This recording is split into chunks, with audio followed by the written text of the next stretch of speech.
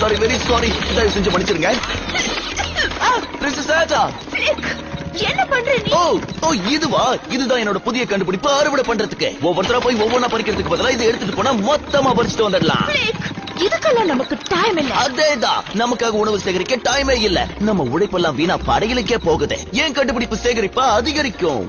நீ அடங்கவே மாட்டியா? இருங்க உங்களுக்கு இன்னொன்னு காட்டுறேன். அளவுக்கு அதிகமா சேகரிக்கப்படுற உணவை நீங்க கண்ணால பார்த்து ரசிக்கணும்ல. டாக்டர் ஃப்ளோரா, ரொம்ப தேங்க்ஸ்.